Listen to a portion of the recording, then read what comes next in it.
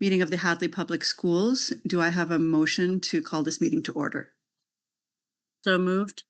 Thank you, Tara. Second. Thank you, Paul. I think it was Paul. Sounds good. All right. You can see that, yeah. All in favor? Aye. Aye. Terrific. Okay. Annie, would you like to take us through any adjustments to the agenda? Yes, so you can see highlighted a couple of things we've added. They'll be brief review of state graduation requirements. Chris will be presenting information on asset disposition that will require the school committee's vote. Chris will also present a request for softball dugouts from Town Softball League at HES. That's been added. And I believe that we can address the items that we would have discussed in executive session when discussing first the budget and during superintendent evaluation. So I don't need a need for executive session. Okay, very good. Thank you. We're going to start with public comment. If you're a member of the public and would like to make a comment, you can limit it to no more than 3 minutes and ideally something pertinent to what's on the agenda. If you would like to make a comment, go ahead and raise your digital hand here in this Zoom meeting and we will unmute you. All right, seeing none, we will continue with the items on the agenda. First up is the school year 2026-2027 calendar, and Annie was going to take us through that. There's one change, the date for the Hadley Elementary Open House, which is now going to be on September 17th. That's the only change. Okay, great. So just to remind everyone, we already voted on the school calendar, and this is a minor modification of that existing calendar. Right. All right, any questions? Seeing none, do I hear a motion to approve the calendar as presented? So moved. Thank you, Christine. Seconded. Thank you, Tara. All in favor? Aye. Aye. All right, terrific. Motion passes. Moving next to the fiscal year 27 budget in its final form. Annie and Chris, please take us through it. Yes, so just the biggest change, of course, is the change to local contribution. Previously, you passed a deficit budget, but now we have this budget includes a local contribution of $7,879,633. That is a 1% increase from fiscal year 26 and roughly the same local contribution that we saw in fiscal year 25. It's also a total budget increase of 2.34%. Page 5 of the document shows changes by object code. So you look at things like professional salaries and clerical salaries. As you can see, there's an increase in contracted services, a lower increase. In the previous budget, you saw an increase to professional salaries that was, I believe, just slightly over 5% in the previous budget. That certainly does not reflect in any way any COLAs in the school department of 5%. That didn't happen. I know that there was some questions about that, certainly around the time of the override. Sometimes you see an amount in an increase in professional salaries, a percentage increase that exceeds the COLA amount because teachers and educational support professionals, similar to public safety professionals, have steps for years of service, and they also have lanes. And so when they move down steps or across lanes, that in addition to the COLA can drive the total COLA amount up. Of course, once teachers hit a certain place, same with ESPs, there are no more steps. And so it is just the COLA. But you see a lower amount than what was previously presented, and that increase to contracted services. Because as I said, we are so grateful for the override, so grateful to the community, but I do want to underscore what it allowed us to do was have a local contribution that was comparable to FY25 and a 1% increase from last year. So when there have been some staff who have, for a whole host of reasons, decided to pursue other opportunities. We've looked carefully at whether or not we should replace a position, if there's something we could do with contracted services in order to reduce the town's health insurance liability and the town's benefit line. Smart. That's where you see in some cases an increase in contracted in this budget and a slight, a lower increase than what you'd previously seen to professional salaries and a decrease in clerical salaries. Where we could reorganize for increased efficiency, we did, always keeping in mind that we are trying to be very good stewards of the town's investment in the school department. So that's why you see some slight differences. In addition to a 3% COLA for union employees, we traditionally include the same COLA for non-union employees. Non-union employees also don't get step and lane changes, but we give them the same COLA. For the public, I think it's important just to point out that most recent data on 12-month inflation rates for the Northeast region, if you look up the Consumer Price Index, show a 4.4% increase in inflation over the trailing 12 months. I just want to put it in context for people who are hearing about what the COLAs are, what they were agreed to in collective bargaining agreements that were agreed to a couple years ago. I'll say again, it also includes a COLA for all employees. And so I want to be transparent. My position has a COLA in there. Certainly the school committee has every right to say that you don't want that in there, but that is included on the budget that you're voting. That was option one that doesn't need to be an executive session. It's here. And my feelings are not hurt if people say that they don't agree with that. Great. Thank you for explaining that, Annie. And definitely helpful to know that where we have the option to go with contracted services and save the town additional health expense, it makes sense to make those modifications. And that is a very helpful context. Now is probably a good time to thank all the folks who worked really hard to get the town override passed as well, and enable us to be able to look at a budget that is balanced in this way and supports the schools and does not cut services.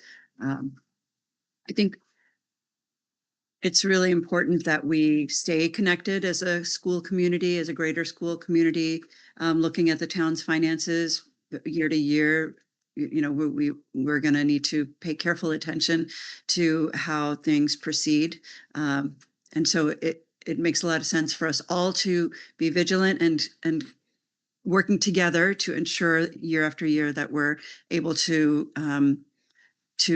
do what we did this year. So thank you for presenting this budget. I wonder, I'm going to open it up to questions from my colleagues. Any questions or comments about the budget? I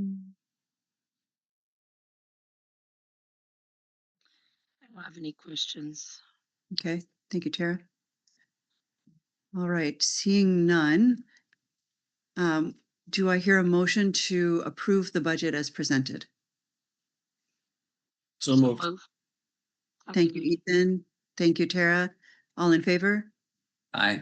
Aye. All right, motion passes. Thank you so much. And again, thank you to everyone who helped make this budget happen this year. A lot of work went into spreading awareness about the schools' existing budgets, all the feedback that we receive on the work that we do and the ways in which we could save and be even more frugal, while not losing sight of the important services that make Hadley an attractive place for people in towns all around us to come and enjoy our school system. Thank you to everyone who helped make that happen. Yeah, if I could just second that, just to show that looking at all the school choice we have in 146 kids, pretty amazing number. And I think that and the town support, right, is a shout out, Annie, to you and your team for the great quality product you all produce, right? I think people are recognizing that, not just in town, and thanks again, like you said, Humira, to the town of Hadley and people support, but the neighboring towns also are recognizing it. So great work. Thank you. I'll say what I always say, and I mean it from the bottom of my heart. I appreciate it. I work hard to support the team here. No student ever stop them in the street and say, hey, who's your superintendent? They'd be like, what? So students and families come to schools because of governance, and I mean that because of teachers, because of Mhm. principals, staff. And the Yeah. building. Thank you for that. I do work hard to make sure they have everything that they need, but it doesn't happen without them. All right, terrific. We're going to move next to the SOA progress report. And by SOA, we mean the Student Opportunities Act. Is that correct? Ann? Yes, correct. I would rename it SOS if they let me, but I can't. So the Student Opportunity Act, which Is this the first presentation we're getting about the Student Opportunities Act? no, but no. Every year I show you this rather boring report. The truth is that SOA, this is really about all the changes to Chapter 70. I see. And as you know, we're a hold harmless district. So the benefit that the town of Hadley receives, most rural communities receive, is just not that much. So our Chapter 70, and thank you, Chris, for looking it up right before this. So Chapter 70 increase from fiscal year 25 to fiscal year 26 for the town was $66,000. I think the year before it was closer to $15,000. But regardless of how much SOA funding a town receives, and in some cases, there are urbans that will see in fiscal year 27 a $13 million increase in just SOA Chapter 70. We all fill out the exact same report. And I am required to let you guys know what we're using that money for. I say, which is true, we use it to support our pathways programs and the staff who support those programs, but those aren't new positions. So, I mean, it's just the increase to Chapter 70 of $66,000. And we have to account for exactly what we do and report on the data of how that investment is paying. And I need to bring it to your attention that you don't need to fund it. Just tell the state, I make sure you know that I filled out the report. All right, check.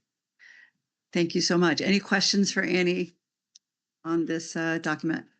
Yeah. All right. Thank you, Annie, for bringing it to our attention. I believe this is the final year of the Student Opportunities Act. Is that correct? And so for us, we say, thank goodness, like hold harmless will still be a thing. So, but for Right. my colleagues, the colleagues are getting 13 million this year. I think they're sad. But Yeah, they are.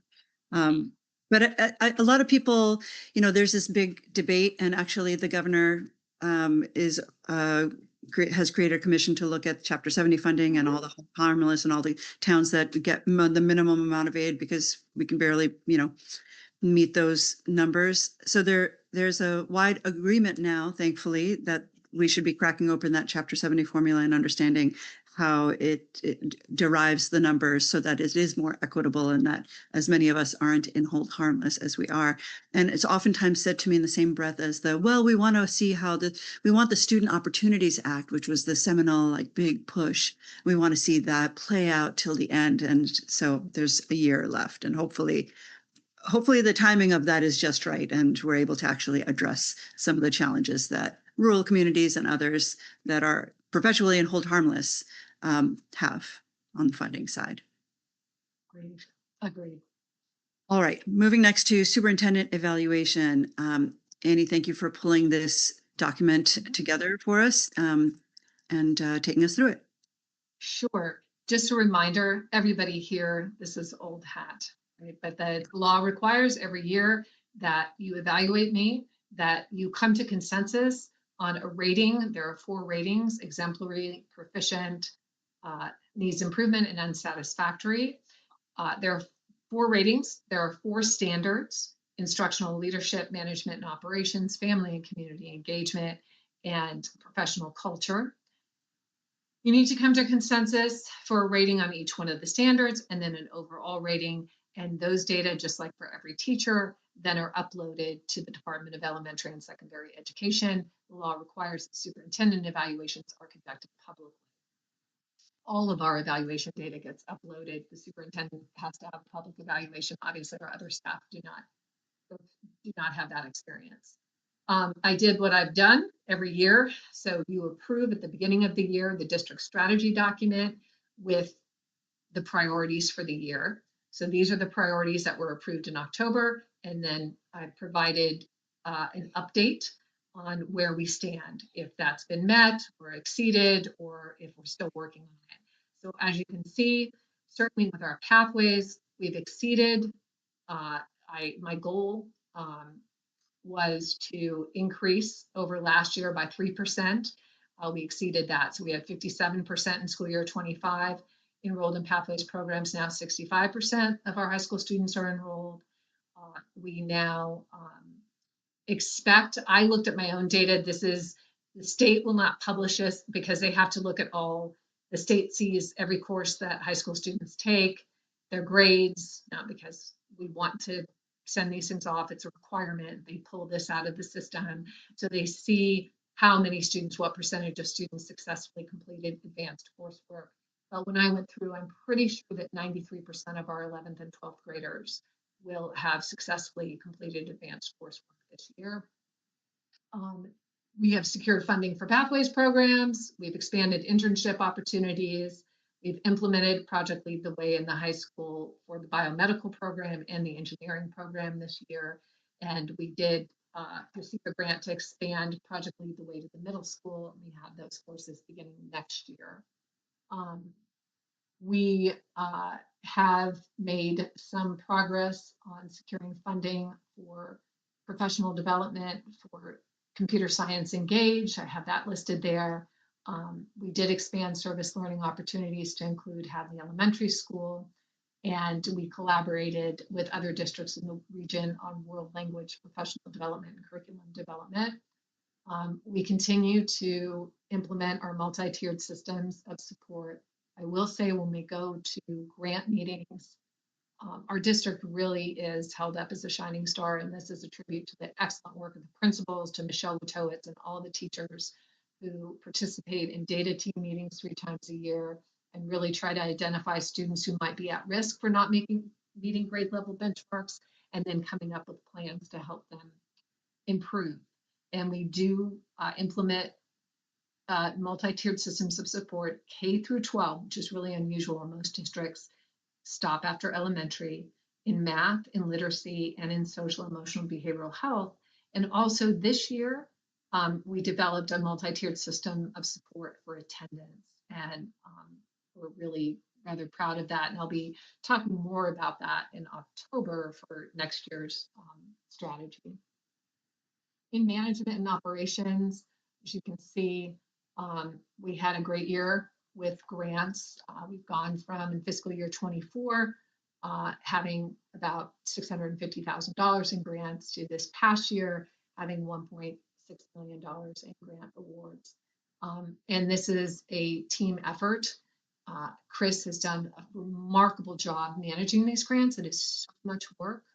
If he turns his camera on later and he's bald, it's because I've made him that way with all these grants when he has to wrap up these fiscal years. He was also instrumental in helping us get the renovation funding from a private funder for the stage.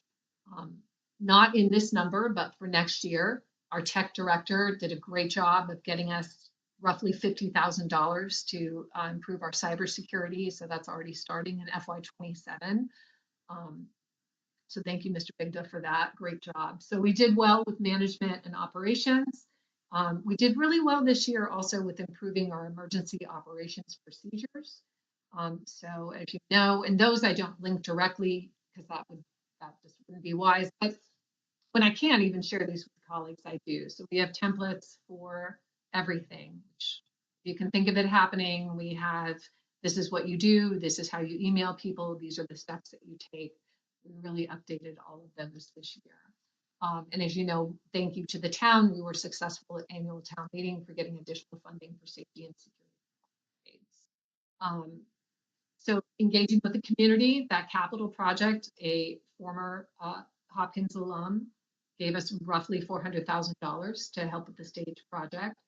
I held informal chats with the superintendent this year and received really positive feedback from parents. I will continue to do that.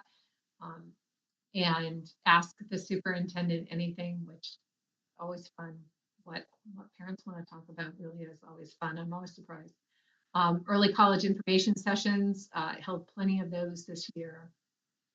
And just worked hard on deepening our partnerships with the community. So our UMass partnership for early college is expanding. We'll be pursuing a planning grant with UMass. It's another grant for FY27 we received. And we really did a nice job with the literacy grant. So a big kudos to our teachers at Hadley Elementary School, to Jen Dowd. We actually were asked to participate on a panel talking about our work. It's part of a literacy partnership we have with UMass Amherst.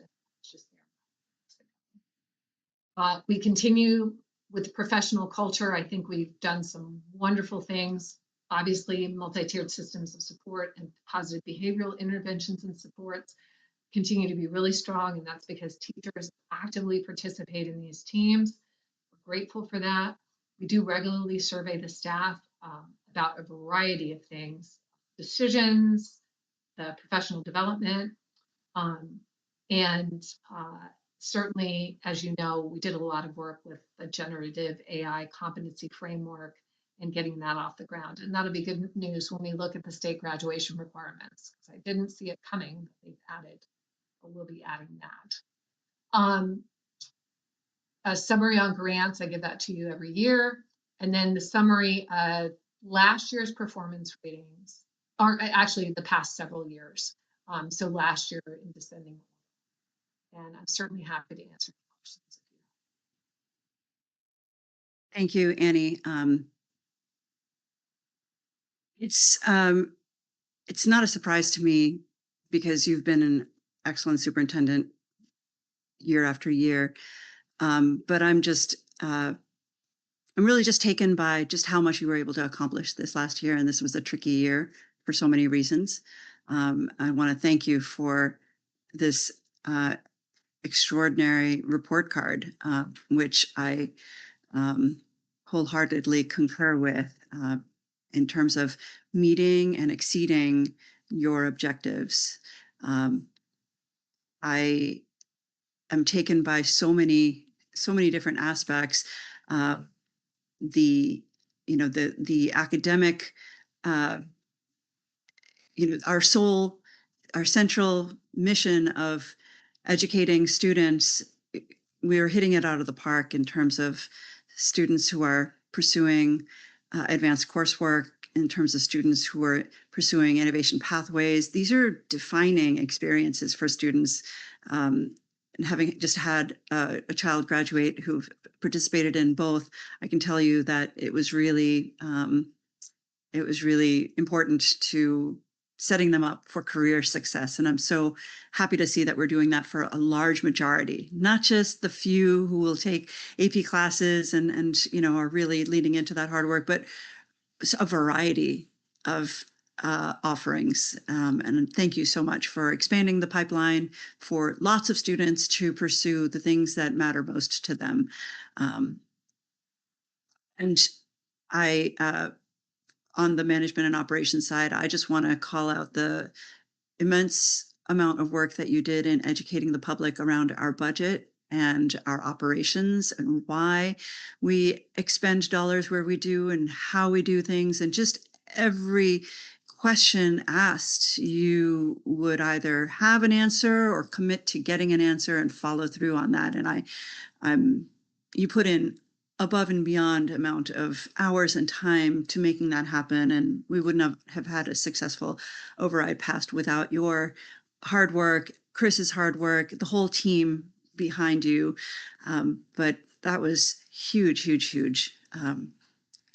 And I could go on and on, but I'm going to stop there and just say those, from academics to like making sure that we're funded, those are two such important things. And I'm going to pause and hold back my other comments. The fact, like having an AI strategy that where so many institutions, I guess that's the last thing I'll say, is that having an AI strategy that doesn't rest on just saying, yeah, sure, kids, all of you just use AI for all your papers and we'll just defer to the bot.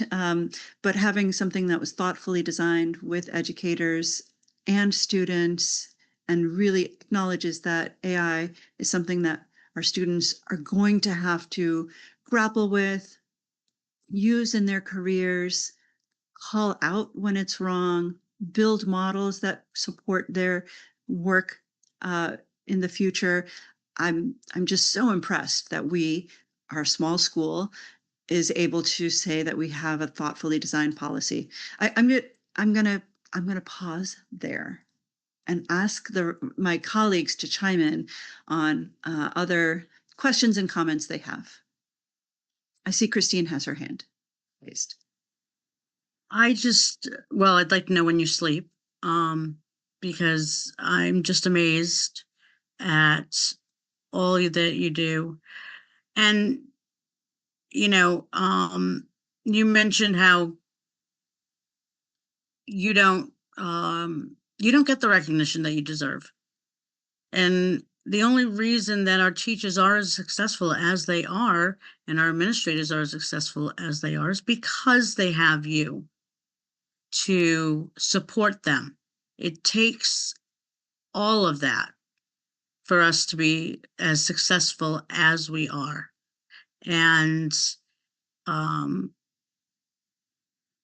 know that you're humble, but you deserve an enormous amount of credit and a huge thank you.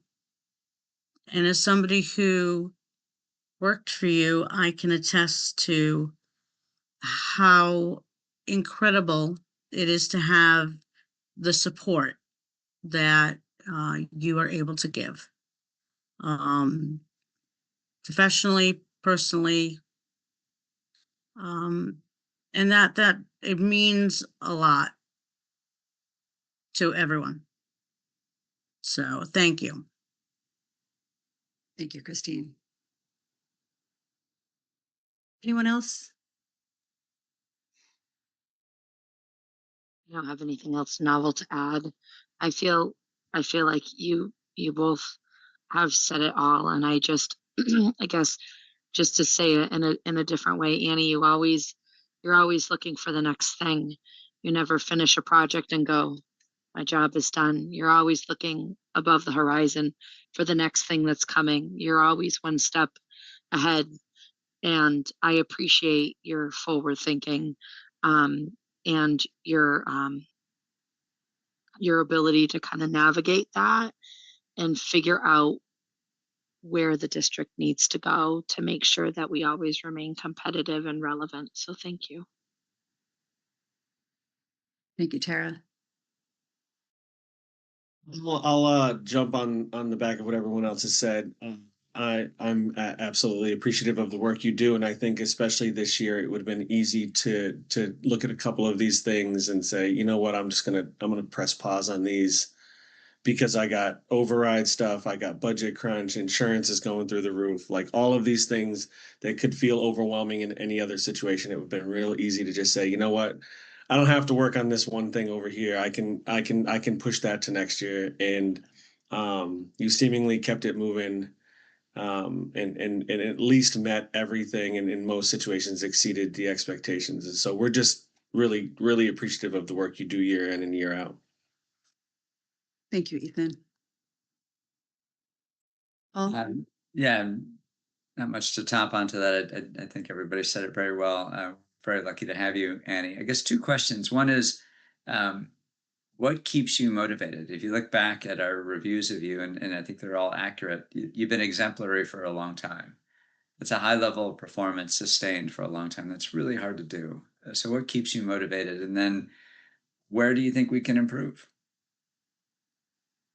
I love this work and I love this community and I love the people who work here. They do really, really good work. So I was just actually on the phone talking with Jen around for whatever time it was.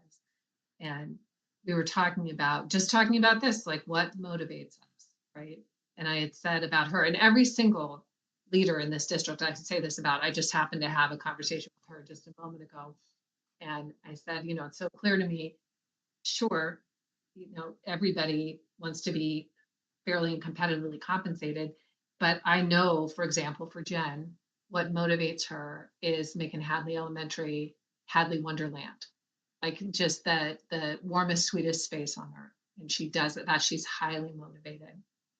And I am highly motivated to make sure every single student if there's an opportunity available, I'm not going to sleep until I know that they got it.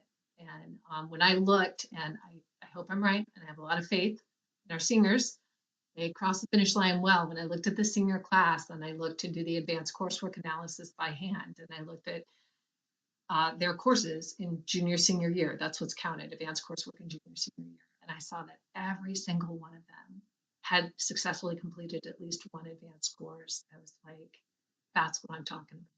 No matter what they do, like they were challenged, we know they can do it. We know they can do great things. And yeah, creating opportunities, like I say all the time, so that every single child, every student gets whatever they need so they can be whatever they dream, which motivates me. And I love working here. I love this place. I really do. Makes my heart so happy to have a superintendent that cares about every single student, making it over that finish line and pursuing the best work that they can do. Thank you so, so much for your commitment to that, Abar. It means a lot, matters a lot. We are at the time when we are we have like three choices and or four choices, and I see no I see that you should be marked exemplary for each of the four categories along with an overall rating of exemplary, and I'm going to move to ask my colleagues to support that. Let's have a discussion first and see if anyone thinks otherwise. Hearing none. That sounds good. Yeah. Yeah, Okay. I agree. Do I hear a motion? so moved. Thank you, Christine. Seconded. Thank you, Paul. All in favor? Aye. Aye. Aye. All right. Thank you, Annie. Thank you all very, very much. And connected to this, which I was going to ask in executive session. Yeah. So as you know, or reminder, state law allows a superintendent to have a max contract of 6 years. You had approved in 2024, 2024 to 2030 contract. I would respectfully request your consideration. Clearly, I love working here, that my contract could be July 1st. So we would have 2026 going through June 30 of 2032. So it would still be in a 6-year contract, the restart date of July 1. And just for context, we've done this multiple times before. It's a 6-year contract. When it gets to about 4 years, we've just bumped it back to 6 years. Traveling the state and talking with other school districts and other school committees, they are amazed that we've been able to hold on to a superintendent for as long as we have. That is not normal. Other districts have a revolving door of superintendents who leave. It's very much a political position. It's a revolving door of school committee members, and it just spells so much lack of stability, lack of ability to take risks and look at the horizon and plan ahead. And I think, whereas earlier in my career I really questioned whether we needed to do that, I absolutely think we should give you the stability of 6 years, so that we can trust that you're not leaving us and you can trust that we're not leaving you, and that we can do the good work that we've started and continue to build on that. So I would propose that we change the timing again on your contract to start the 6-year mark from, is it 7/1, 2026, so 7/1, July 2026. 1 to 6/30, 2032. Right. I'll pause there and ask for any comments or questions from my colleagues. I say lock her in. Precisely. Right. Well said. Well Yeah. said.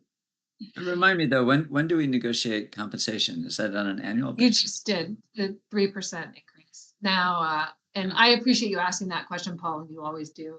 I'm also really clear that, I'm grateful for all that the town has done. And I think that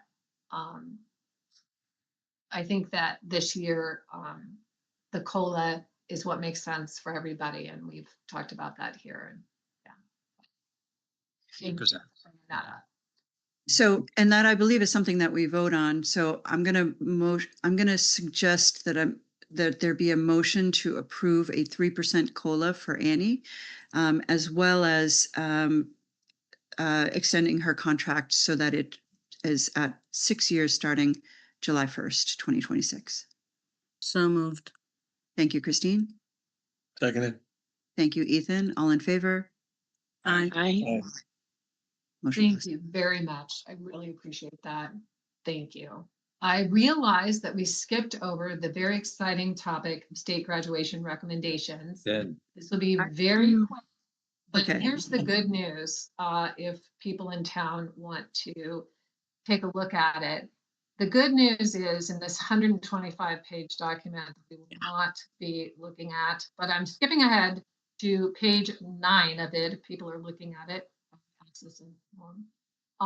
So the primary components, what this will go into effect, if I'm understanding correctly, next year's 7th graders. So the class coming into 7th grade, the state will expect that they achieve these requirements by the time they graduate.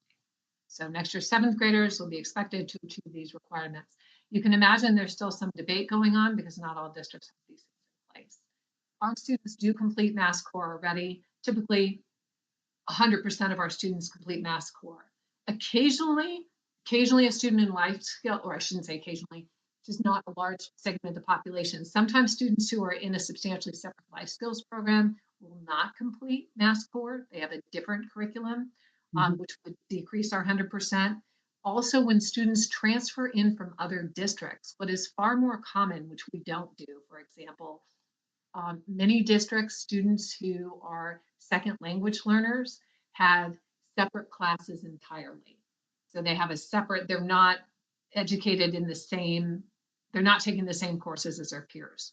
We don't do that. So, but if a student comes to us, we have to evaluate their transcript from the last school. We're not going to prevent them. So for example, if they had an English that the state doesn't count toward Mass Core, their previous district counted it toward graduation, we're not going to make the student repeat a year of English in order to graduate from Hopkins, but it would affect your Mass Core percentage.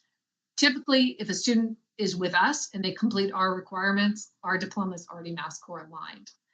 And of course, assessments, this will be something that the state is still going to have to hash out and will probably be hashing out with school committees.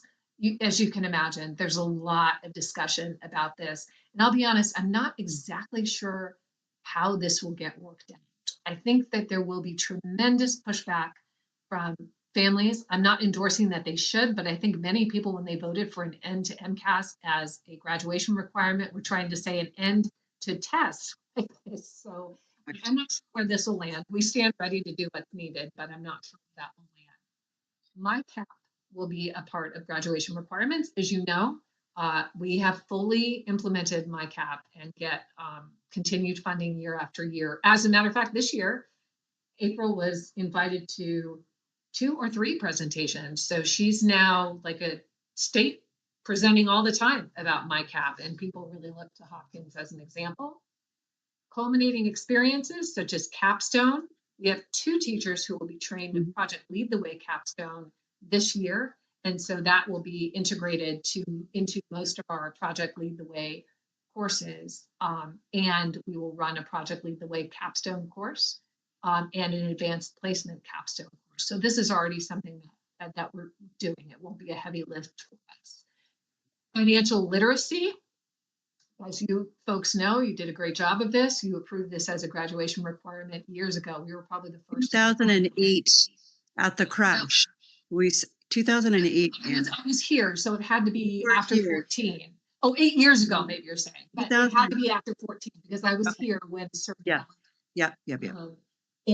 But still, I think we were the first one in the Commonwealth to do it, and it's Thanks, already in place. It's a graduation requirement. Work-based learning, we've talked about the percentage of students who are already involved with that. And as you can see, FAFSA, that's something we help students with. Artificial intelligence, this was new, and digital literacy. So we're definitely ahead of the game there. We have the competency framework at Hopkins, And civic readiness is we do a civics project in both middle school and I believe also in high school. So all that to say that as you're hearing about this, we're very, very well positioned and have been for a long time.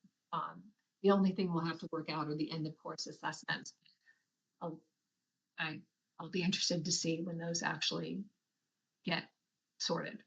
I will be as well. I can tell you that there's a great deal of consternation at the Massachusetts Association of School Committees level, and a lot of the other statewide associations. I believe the superintendents were also not very pleased when this was in the works. Those end of course assessments can be extremely problematic depending on how they're designed and how they're administered, and also represent a huge dollar amount and burden on the schools.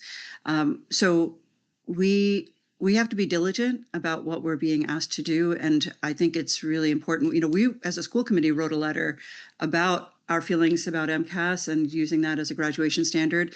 The voters spoke loud and clear.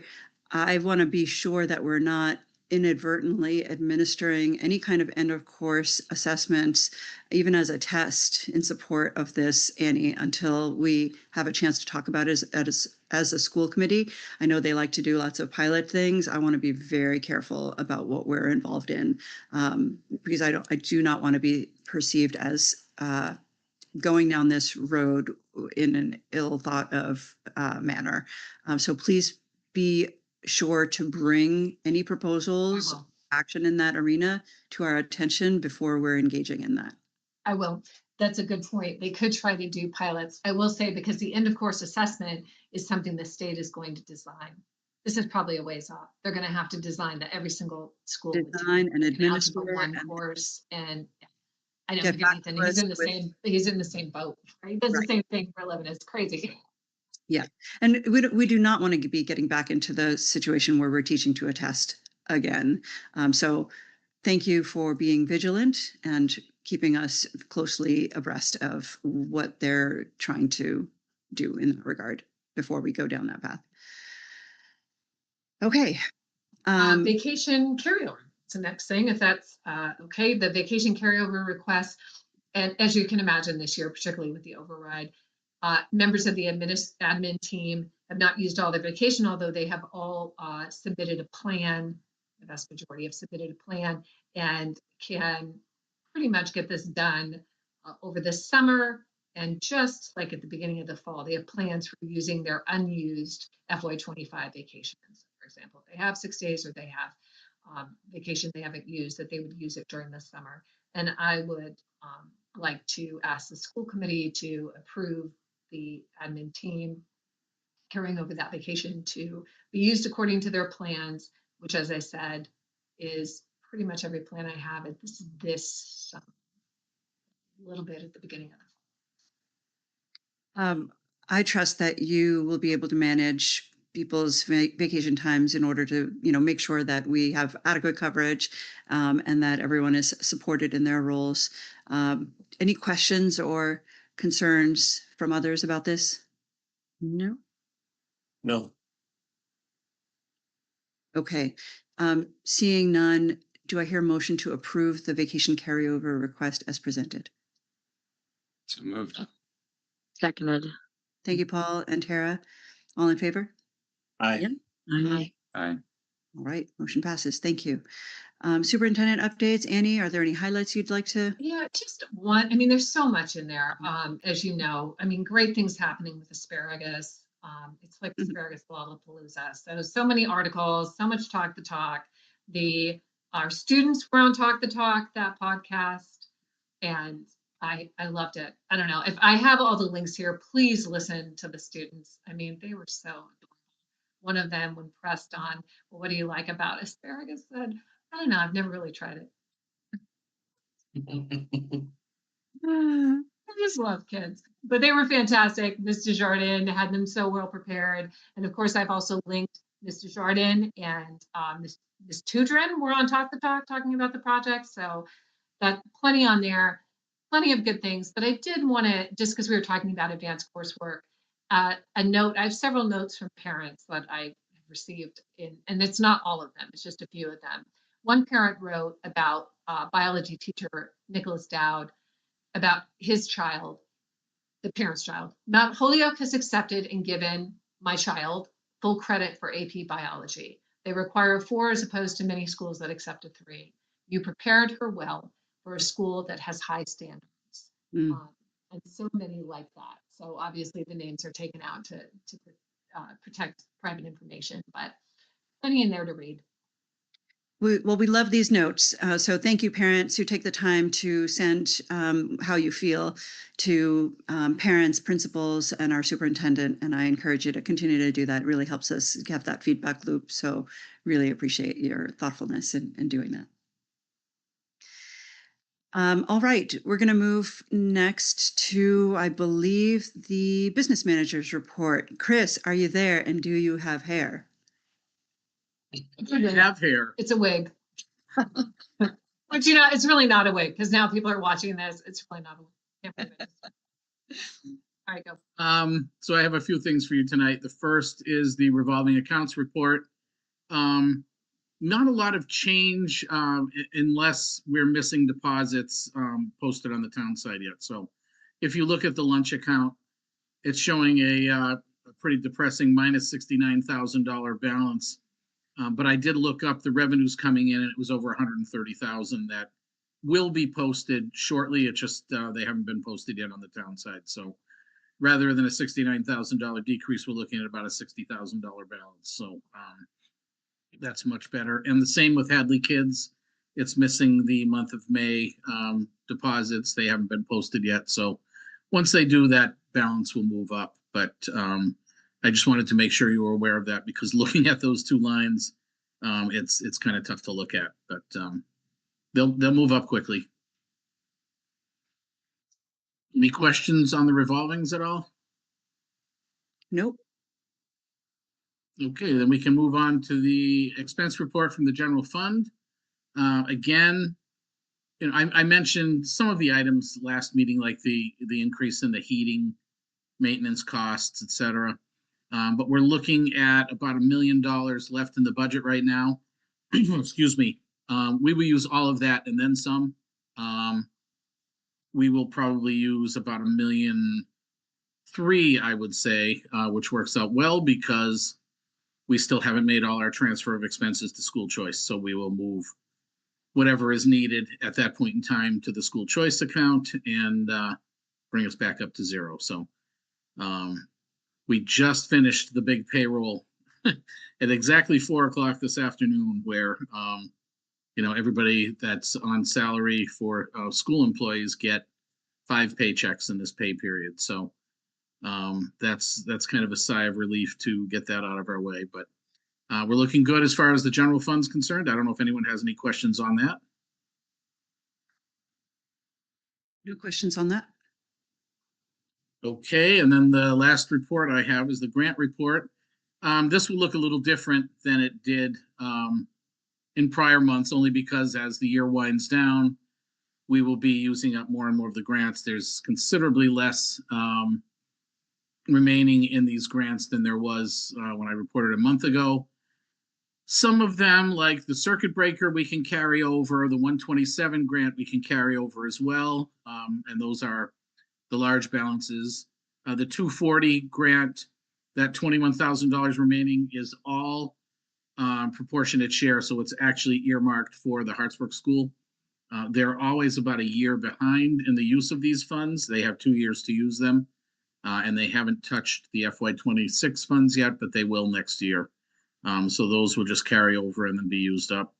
Those grants down toward the bottom of the page, the capital skills, the mass life sciences, those will all be used and completely spent as well. We have a number of purchase orders applied. We're just waiting for the bills to come in at this point in time, but those will all be used up as well. So as we typically do, I apologize, I didn't turn a light on in here and it seems to have gotten dark, so I'm just this shadow right now in the picture. But as we always do, we will spend these grants down to zero. So I don't know if anyone had any questions on them. Just looking it over, in the budget for next year, it talks about $1.6 million worth of grants, which is super impressive, a $600,000 increase. Where's that coming from? Well, we got the IT grant that that Ann mentioned.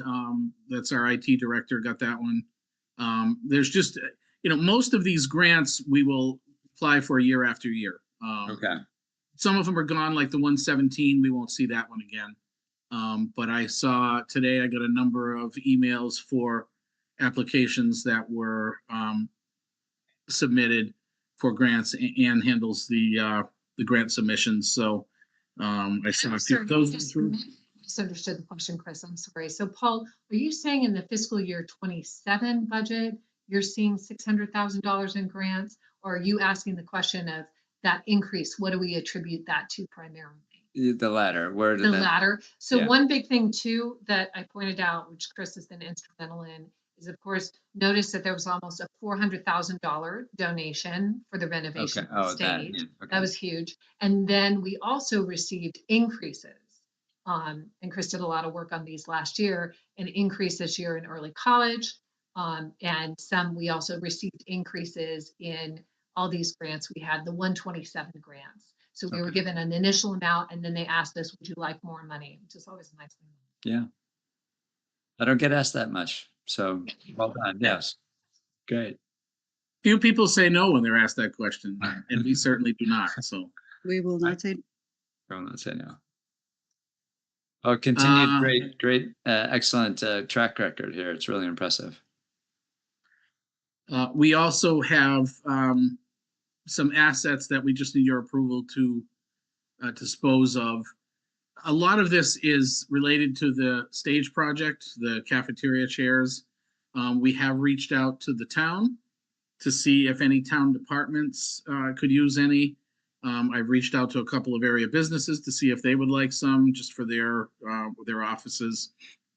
And I also have a recycling person who looked at them the other day and is just checking to see if he can take them for the metal frames. So the way we look at it, certainly we want to get anybody to use them if they can, but there's a lot of them with the split back or the split seat that can be quite uncomfortable to sit on. So those are just being totally disposed of. And it's better to have somebody recycle them, quite honestly, than to pay to throw them away. So that's the way we're looking at this. And, I met with someone the other day that was pretty excited about it, both for the chairs. I took him through the locker room, and all those metal lockers, he'll take those off our hands and bring them and sell them for scrap. So again, what it does is it prevents us from having to pay to get a dumpster there and load it up with the lockers. So we try to recycle whenever we can.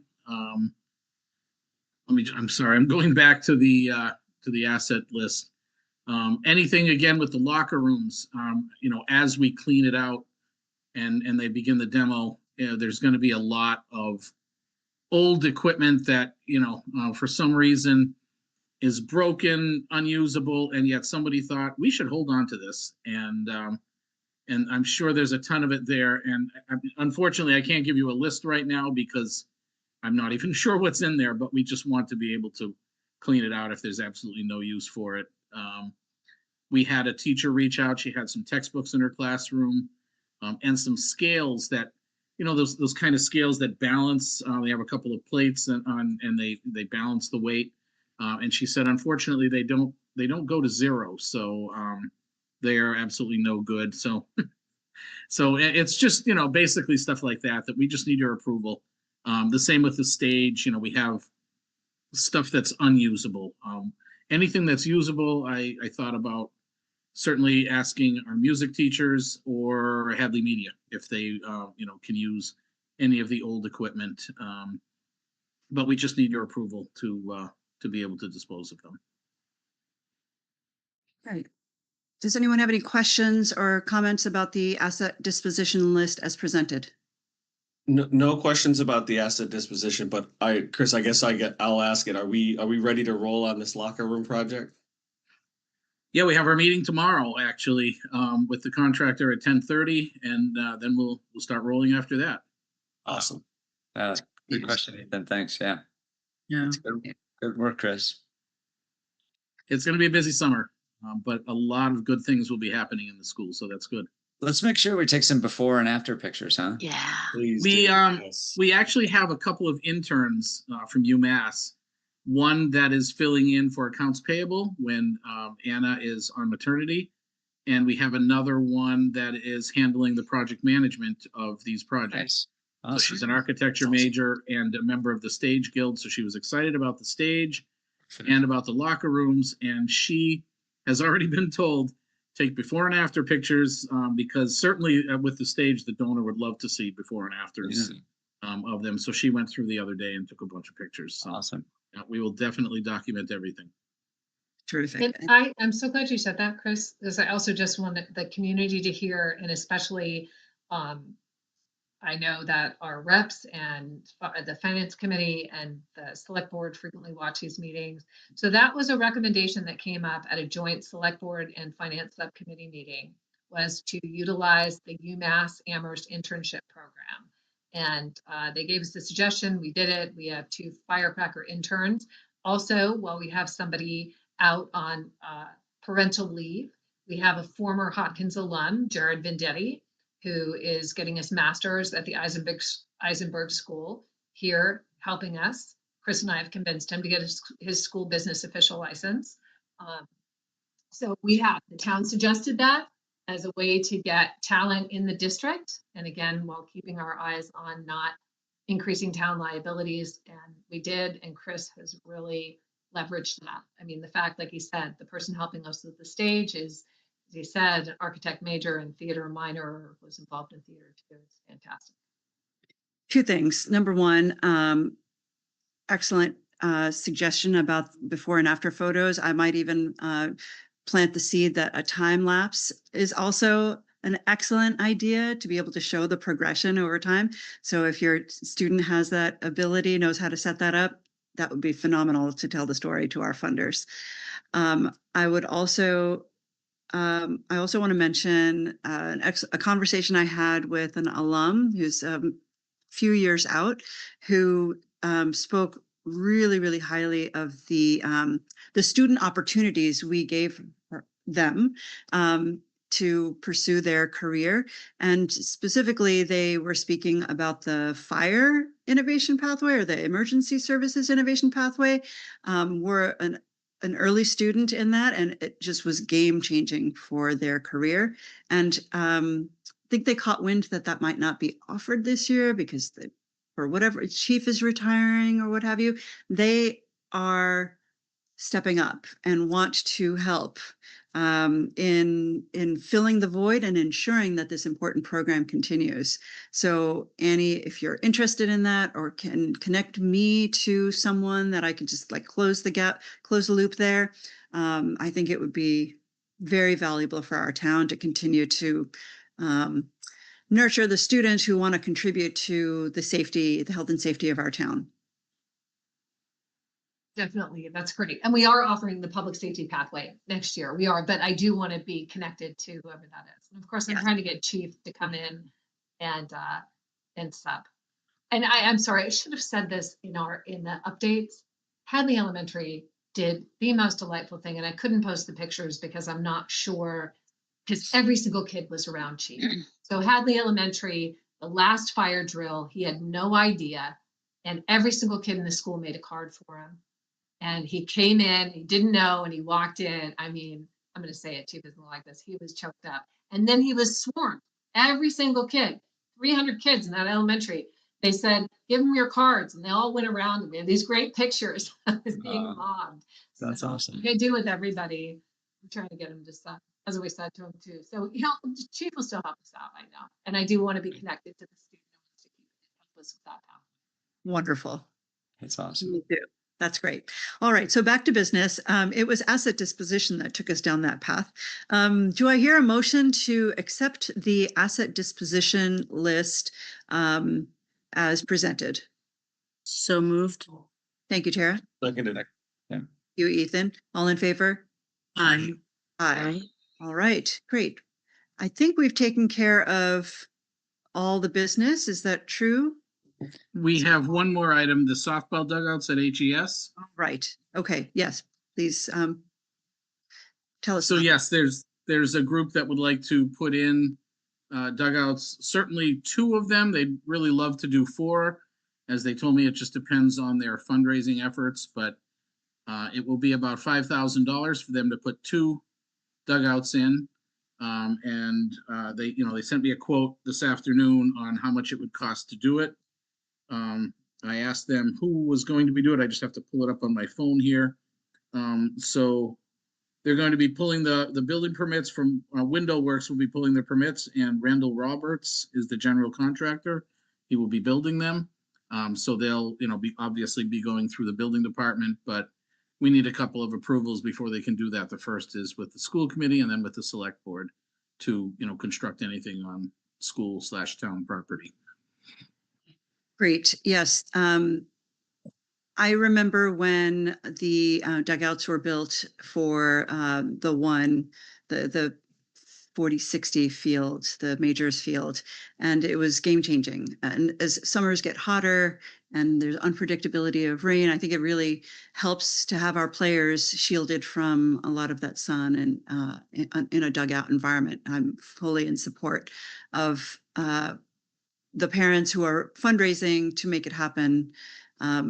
I welcome any other thoughts or comments about that. I think it's great. Great. So I don't think this requires a vote, but we are in support of it. And thank you for bringing it to the town and getting their approval as well to build on our town land. Okay, great. They said they look pretty much exactly like the ones that are there for baseball now. So That would be great. It'd be nice to have it be matching and Yeah. uniform. Yeah, absolutely. those do make a huge difference for sure. They really do. I apologize, everybody. I have to ring off. I know we're almost done, but I have to ring off. Thank you, Paul. Good to see you. Thank you, Paul. Good night. Okay, so let's review our action items. We've already approved of the calendar, the budget, the superintendent summative ratings, vacation carryover request. We have not approved the school committee minutes of May 18th. Do I hear a motion to do so? So moved. Second. And thank you, Christine. All in favor? Aye. Aye. Terrific. Thank you. Approval of the payroll and warrants. Do I hear a motion to approve the payroll and warrants outstanding up until this date? So moved. Thank you. Seconded. Thank you. All in favor? Aye. Aye. Aye. All right. We've already voted on the disposition and the did not have to vote on the softball dugouts, but you've gotten our support. Moving on to school committee updates and general announcements. Tara, are there any updates on CPAC or CES? I have no updates. CES will be meeting on Wednesday. I won't be able to attend, but I'll get the minutes and I'll send them along. Wonderful, thank you. On the finance side, we already discussed the override that was approved. I don't believe there are any other matters to discuss. Moving on to ESCO, biweekly meeting notes and common financing options. Thank you for these details. Paul is not here, but Chris, is there anything to share? 1 second, I just had to unmute. No, we did not hold our last meeting. We're going to meet again in July. Is that right, Ann? Yes. I think we moved it to July. So really nothing to report at this point in time. Okay. Reminds me of something that I wanted to bring up, and that is, Annie, I think it's been a couple of years since we've had a retreat, and I'm wondering whether we should consider having a retreat in the August-September timeframe, just to take stock of our last 2 years and new initiatives that we engaged in and think ahead to our next 2 to 3 years, just in a little bit more strategic discussion about what we'd like that to look like. So I'll work with you to think about some timing options and float it by the rest of the team. Not sure if we can replace or abbreviate a monthly meeting in place of it. Let's talk about that and come up with a plan. Perfect. That'd be good. Great. Capital, Christine. Nothing to report. Okay, thank you. And Ethan on the policy end? Nothing this month. Okay. Anyone have any general announcements to make? Maybe Just there's, say it, as our esteemed chairperson knows, the Department of Elementary and Secondary Education has an audit for the district due today. So sorry, that's what I was just shuffling some papers due. What are we doing after this meeting? Well, we have been working on it this whole time. This is humongous. Great day. It's my update. thank you for working on that. The last day of school. School's out. The last day of Mhm. school. Well, It's a great choice. I hope you're able to get it in. And if not, I'm sure there will be grace for all that we do for them. Yeah. We do not need to go into executive session because we managed the contract increase, Annie's contract increase, as well as the COLA. So we did that in open session. So we do not need to meet. We will be meeting on July 27th, 4 o'clock for the policy subcommittee and 5:30 for the regular school committee meeting. Do I hear a motion to adjourn? So moved. Thank you. Is there a second? Thank you. All in favor? Aye. Aye. All right. Very good. Thank you, everyone. Thank you, everyone.